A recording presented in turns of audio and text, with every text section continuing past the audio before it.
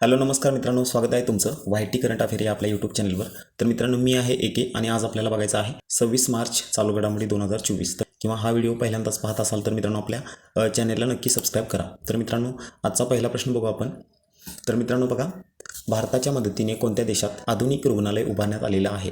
तर मित्रांनो, कोणत्या देशामध्ये आधुनिक रुग्णालय उभारण्यात येत आहे भारताच्या मदतीनं? तर मित्रांनो बघा, भूतान या देशामध्ये. तर भूतानबद्दल नुकतंच काय घडलेलं आहे बघा. तर मित्रांनो बघा, पंतप्रधान नरेंद्र मोदी यांना भूतान देशाचा सर्वोच्च पुरस्कार भेटलेला आहे आणि त्या पुरस्काराचं नाव काय असणार आहे? ऑर्डर ऑफ द ड्यूक गॅल्फो असं त्या पुरस्काराचं नाव असणार आहे. हे मित्रांनो आपण कालच्या व्हिडिओमध्ये घेतलेलं आहे. तर भूतानचे पंतप्रधान कोण आहेत? शेरिंग टोब्गे असं आहे त्यांचं नाव. त्यानंतर भूतानची राजधानी आहे थिम्पू आणि चलन आहे बघा नगुल ट्रम असं ते चलनाचं नाव असणार आहे. त्यानंतर त्याच्या पुढचा पॉईंट बघा, भारताच्या सहकार्याने भूतान देशात उभारण्यात आलेल्या आधुनिक रुग्णालयाचे उद्घाटन कोणाच्या हस्ते करण्यात आलं? तर आपल्या देशाचे पंतप्रधान नरेंद्र मोदी यांच्या हस्ते त्या रुग्णालयाचं उद्घाटन करण्यात आलेलं आहे. तर त्याच्या पुढचा पॉईंट बघू आपण, भारत देश पुढील 5 वर्षात भूतान देशाला किती हजार कोटी रुपयाची मदत करणार आहे? तर मित्रांनो 10,000 कोटी रुपयाची मदत करणार आहे. जर मित्रांनो याची PDF तुम्हाला हवी असेल तर आपल्या डिस्क्रिप्शन बॉक्समध्ये लिंक दिलेली आहे टेलिग्रामची, तिथे जाऊन तुम्ही जॉईन करू शकता आणि दररोजची फ्री PDF मिळवू शकता. तर मित्रांनो प्रश्न क्रमांक 2 बघू आपण. बघा, जागतिक क्षयरोग दिन कधी साजरा करण्यात येतो? तर मित्रांनो बघा, 24 मार्च रोजी जागतिक क्षयरोग दिन साजरा करण्यात येतो. तर मित्रांनो जागतिक क्षयरोग दिनाची थीम काय असणार आहे? तर मित्रांनो बघा, SV कॅन अँड TB असं त्या थीमचं नाव असणार आहे. तर मित्रांनो त्याच्या पुढचा पॉईंट बघा, भारत सरकारने कोणत्या वर्षापर्यंत क्षयरोग निर्मूलन करण्याचे उद्दिष्ट ठेवलेले आहे? तर मित्रांनो बघा, 2025पर्यंत भारत सरकारने काय केलेलं आहे? क्षयरोग निर्मूलन करण्याचे उद्दिष्ट ठेवलेले आहे. तर मित्रांनो त्याच्या पुढचा पॉईंट बघू आपण. तर मित्रांनो बघा, हे काही महत्त्वाचे दिवस आहेत, हे तुम्हाला परीक्षेमध्ये विचारले जाऊ शकतात. तर मित्रांनो बघा, 20 मार्चला जागतिक चिमणी दिन असतो, 21 मार्चला जागतिक वन दिन असतो, 22 मार्चला जागतिक जल दिन असतो आणि जल दिनाची यावर्षीची थीम जी असणार आहे ती असणार आहे बघा, शांततेसाठी पाणी. तर तुम्हाला हे पण लक्षात ठेवायचं आहे. 23 मार्चला काय असतो बघा, जागतिक हवामान दिन आणि 24 मार्चला काय असतं? जागतिक क्षयरोग निर्मूलन दिन असतो. तर मित्रांनो मी छोटीशी ट्रिक म्हणजे जुनी आहे, आपली नाही आहे, पण तुम्ही वापरू शकता. तर मित्रांनो बघा, चिमणी वनात गेली, पाणी प्यायली आणि हवामान बदललं. तर तुम्ही लक्षात ठेवू शकता 20 मार्चपासून तुम्हाला सुरुवात करायची आहे. चिमणी दिवस असतो, वनात गेली म्हणजे वन दिन असतो 21ला, त्यानंतर जागतिक जलदिन म्हणजे पाणी, त्यानंतर इथं तुम्हाला यायचं आहे डायरेक्ट हवामान बदललं म्हणजे हवामान दिन असतो बघा 23 मार्चला. असं तुम्हाला सिक्वेन्स लावायचा आहे. तर मित्रांनो पुढचा पॉईंट बघू आपण. बघा, 14व्या हॉकी इंडिया वरिष्ठ महिला राष्ट्रीय अजिंक्यपद स्पर्धा कुठे पार पडलेल्या आहेत? तर मित्रांनो या प्रश्नाचं उत्तर असणार आहे बघा, पुणे या ठिकाणी. तर मित्रांनो खूप महत्त्वाचा प्रश्न आहे हा पण.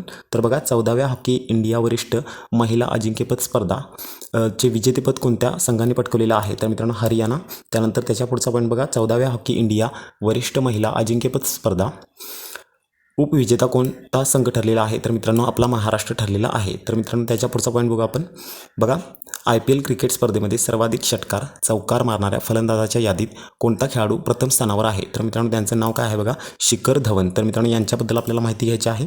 तर मित्रांनो त्याआधी बघा, IPL 2023मध्ये झाली ते मित्रांनो बघा, चेन्नई सुपर किंग्सने गुजरातचा पराभव करून IPL 5व्या वेळेला जिंकलेला आहे. कोणत्या संघानं? चेन्नई सुपर किंग्सनं 2023. हे पुरुषांच्या बाबतीत झालं. तर मित्रांनो महिलांचं बघा, RCB महिला संघाने 17 मार्च 2024 रोजी WPL स्पर्धेचे 2024चे विजेतेपद जिंकलेलं आहे. तर तुम्हाला काय करायचं आहे? RCB महिला संघाने जिंकलं. त्यानंतर बघा, चेन्नई सुपर किंग्सने 2023 IPL जिंकलेला आहे पुरुष गटाने. तर मित्रांनो त्याच्या पुढचा पॉईंट बघू आपण. तर बघा, महत्त्वाचे पॉईंट आहेत बघा, IPL 2024 कर्णधार आपल्याला बघायचे आहेत. मुंबई इंडियन्सचे आहेत हार्दिक पांड्या, त्यानंतर चेन्नई सुपर किंग्सचे आहेत ऋतुराज गायकवाड, त्यानंतर कोलकाता नाईट रायडर्सचे आहेत श्रेयस अय्यर आणि गुजरात टायटन्सचे आहेत बघा शुभमन गिल, सनरायझर्स हैदराबादचे आहेत पॅट कमिन्स, त्यानंतर राजस्थान रॉयल्सचे आहेत बघा संजू सैमसन, त्यानंतर रॉयल चॅलेंजर्स बेंगलोरचे आहेत बघा ड्युप्लेसिस, त्यानंतर दिल्ली कॅपिटलचे आहेत ऋषभ पंत आणि लखनौ सुपर जायंटचे आहेत KL राहुल आणि आत्ताच आपण बघितलं शिखर धवन. तर मित्रांनो पंजाब किंग्सचे आहेत शिखर धवन. हे पण तुम्हाला लक्षात ठेवायचं आहे. सोबतच आपण स्टॅटिक GK वगैरे बाकीच्या सगळ्या गोष्टी बघत असतो, हे तुम्हाला माहीत असेल. तर मित्रांनो त्याच्या पुढचा पॉईंट बघा, IPL क्रिकेट स्पर्धेच्या इतिहासात किती चौकार आणि किती षटकार मारणारा शिखर धवन हा पहिला फलंदाज ठरलेला आहे? तर मित्रांनो बघा, 900 षटकार आणि चौकार IPLच्या इतिहासात त्यांनी कमवलेले आहेत. तर मित्रांनो त्याच्या पुढचा पॉईंट बघा आपण. बघा, इंडियन स्टील असोसिएशनच्या अध्यक्षपदी कोणाची निवड झाली? तर मित्रांनो खूप महत्त्वाचा प्रश्न आहे बघा. तर मित्रांनो त्यांचं नाव आहे बघा नवीन जिंदाल असं त्यांचं नाव असणार आहे. तर त्यांचा फोटो तुम्ही बघू शकता. हे बघा ते नवीन जिंदाल आहेत. त्यानंतर त्याच्या पुढचा पॉईंट बघा federation of Indian export organisation म्हणजेच FIEO च्या अध्यक्षपदी कोणाची निवड करण्यात आली? तर मित्रांनो बघा अश्विनी कुमार असं त्यांचं नाव आहे. तर मित्रांनो या संस्थेची स्थापना बघा 1965 झाली आणि या संस्थेला बघा FIEO ही भारतातील सर्व निर्यात प्रोत्साहन परिषद आहे. तर मित्रांनो मुख्यालय कुठं आहे याचं? नवी दिल्ली या ठिकाणी. त्यानंतर त्याच्या पुढचा पॉईंट बघा आपण, हे आहेत बघा अश्विनी कुमार. हे पण तुम्ही बघून घ्या म्हणजे तुम्हाला परीक्षेमध्ये लक्षात राहील. तर मित्रांनो त्याच्या पुढचा पॉईंट बघा आपण, बघा कोणत्या देशाच्या डॉक्टरांनी पहिल्यांदा मानवामध्ये डुकराच्या किडनीचे यशस्वी प्रत्यारोपण केलेलं आहे? तर मित्रांनो हे बघू शकता तुम्ही, अमेरिकेच्या डॉक्टरांनी काय केलेलं आहे?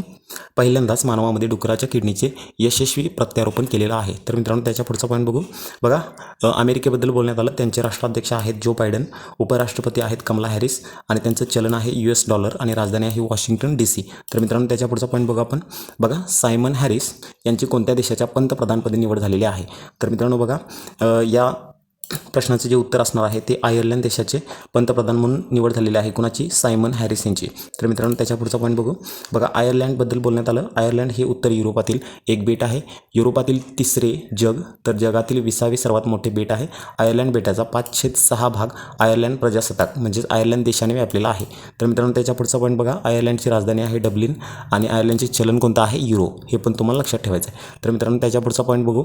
यावर्षी पॅरिसमध्ये होणाऱ्या ऑलिम्पिक स्पर्धेसाठी कोणता खेळाडू भारताचा ध्वजवाहक असणार आहे? तर मित्रांनो बघा त्यांचं नाव आहे शरथ कमल असं त्यांचं नाव असणार आहे.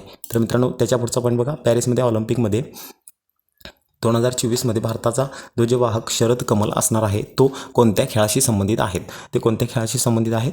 तर टेबल टेनिस. हे पण तुम्हाला लक्षात ठेवायचं आहे. पॅरिस ऑलिम्पिक स्पर्धा 2024 भारतीय खेळाडूच्या तुकडीच्या प्रमुख म्हणून कोणाची नियुक्ती करण्यात आली? तर मेरी कॉम यांची नियुक्ती करण्यात आलेली आहे. हे पण तुम्हाला सोबतच लक्षात ठेवायचं आहे. तर मित्रांनो त्याच्या पुढचा पॉईंट बघा आपण, बघा त्रिनेत्र 2.0 हे ॲप कोणत्या राज्याच्या पोलीस दलाने लॉन्च केलेलं आहे? तर मित्रांनो या प्रश्नाचं उत्तर आहे बघा UP सरकार म्हणजेच उत्तर प्रदेश. तर मित्रांनो त्याच्या पुढचा पॉईंट बघायचा आहे, उत्तर प्रदेशचे CM कोण आहेत? बघा योगी आदित्यनाथ आहेत. त्यानंतर त्यांचे राज्यपाल कोण आहेत? आनंदीबेन पटेल आहेत. हे पण तुम्हाला सोबत लक्षात ठेवायचं आहे. त्याचा पुढचा पॉईंट बघू आपण. आता महाराष्ट्राबद्दल आपण बघू. राज्यात पोलीस संघटनामध्ये 104 तुकड्यांचा समावेश आहे. 12 आयुक्तालय आहेत. त्यानंतर 1 गुन्हे अन्वेषण विभाग आहे. 1 राज्य गुप्तचर विभाग आहे. त्यानंतर 36 पोलीस जिल्हे आहेत. 4 रेल्वे पोलीस जिल्हे आहेत आणि 1 ते 16 आणि 18 ते 19 राज्य राखीव पोलीस गट दल आहेत आणि 1 मोटार वाहतूक विभाग आहे. तर मित्रांनो याच्या पुढचा पॉईंट बघू आपण, आजी थेर उत्सव कोणत्या राज्यात साजरा केला जातो? तर मित्रांनो या प्रश्नाचं उत्तर आहे बघा केरळ राज्यामध्ये कोणता उत्सव साजरा केला जातो? आजी थेर. तर मित्रांनो हा नवीनच प्रश्न आहे. त्याच्यासोबतच आपल्याला काही माहिती बघायची आहे. तर केरळबद्दल बोलण्यात आलं. केरळचे CM कोण आहेत? बघा पिनराई विजयन आहेत आणि राज्यपाल कोण आहेत? आरिफ मोहम्मद खान असं त्यांचं नाव असणार आहे. तर मित्रांनो त्याच्या पुढचा पॉईंट बघू. तर बघा काही महत्त्वाचे सण आहेत ते पण तुम्हाला लक्षात ठेवायचे आहेत. हॉर्नबिल नागालँडमध्ये साजरा केलं जातं. त्यानंतर पक्का हॉर्नबिल हे अरुणाचलमध्ये आहे. तर या दोघांच्यामध्ये फरक काय आहे? पक्का हे पण तुम्हाला लक्षात ठेवायचं आहे. त्यानंतर बघा तवांग हा उत्सव कोणत्या राज्यामध्ये? अरुणाचल प्रदेश. ओनम केरळ. परिपल्ली हत्ती यात्रा केरळमध्ये. पोंगल आहे तामिळनाडू. बैसाखी आहे हरियाणा पंजाब. सरहुल आहे झारखंडमध्ये आणि बिहू आहे आसाम. तर मित्रांनो आजचे प्रश्न संपलेले आहेत. जर तुम्हाला व्हिडिओ आवडला असेल तर व्हिडिओला नक्की लाईक करा, त्यानंतर शेअर करा आणि आपल्या चॅनलला नक्की सबस्क्राईब करा. परत भेटू मित्रांनो उद्याच्या व्हिडिओमध्ये. तोपर्यंत धन्यवाद.